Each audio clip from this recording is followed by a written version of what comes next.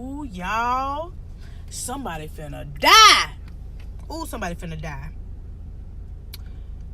The reason why I'm telling you this is because the U.S. Coast Guard has seized a ship, a boat on international waters off the coast of Mexico and Central South America. You know, that's somewhere where the most purest drugs come from. They seized over 26,000 pounds of cocaine. They seized over 1,500 pounds of marijuana. Puff, puff, pass. The street value of these drugs was $350 million, according to Kevin McAleenan. That was because they stole some more off the top. You think they finna just turn in $350 million worth of inventory? No, they're not. They probably stole some themselves. That's what they do. But my thing is, how did y'all know that vessel had that type of drugs on it?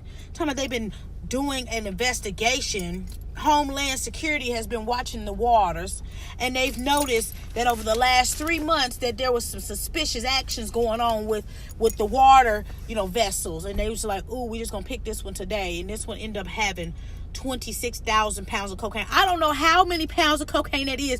Wendy Williams, how many pounds of cocaine is that? Because that's a person that did it on the regular. I'm sure she know. How much weed is 1,500 pounds? Somebody on here do the math for me, because y'all do it. Y'all weigh it and sell it. I don't know. Somebody gonna die. That was somebody's whole investment. If the street value is $350 million, what's the flat price? Because street, they break it down on the street. You think you getting this XYZ, they done broke it down and grinded it up for you already. And then they done, I be watching Narcotics on Netflix. They be chopping it up and mixing in different solutions so they can spread the product out. Well, I guess that's if they making crack. I don't know. Whitney said crack is whack. All I'm gonna tell you is it's some money out there. Y'all say ain't no money. It's $350 million on the water right there. Cocaine and weed. And I know it was the purest form. It was the purest form of that white, cheap price. Do you know what I could do with $350 million? Quit my job. Do you know what I can do? I can buy some humans for $350 million. Time out. They've been, suspecting smuggling. Sure you have. But who told you? Who snitched? Who did y'all arrest? And then they felt like, I got to tell to lessen my time. If your homeboy got arrested last week and he out tomorrow, he's snitching. He ain't out for fun and good behavior. He's snitching. So whoever snitched on this vessel, and I'm not saying shipping drugs is right, but whoever told it, they gonna kill you, Juanita. They lost $350 million plus, because we know what the police turned in isn't what was really the amount. It was more than that. They just took some off the top.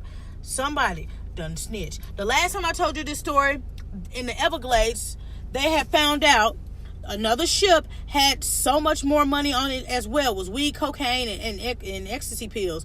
And they found that. And I'm like, who told y'all that? Because y'all ain't that smart. We can barely fix our, systems here in the U.S. and y'all now see that there's a boat on the water and you just magically guessing this one got all these pounds of weed and coke. You's lying. Somebody snitched. And the truth ain't in y'all. You can't trust the government. How do we know the government didn't set this up? How we know this ain't government drugs and they just trying to bait us in to make us think they doing a good job on the waters and they not, so they can raise these taxes? Y'all know how they do us.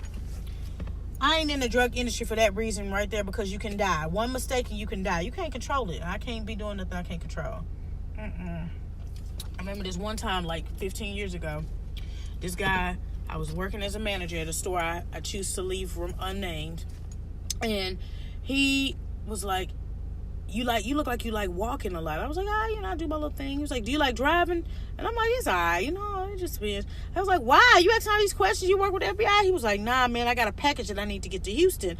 And back then I was trying to move around. I was trying to get out of, Tennessee.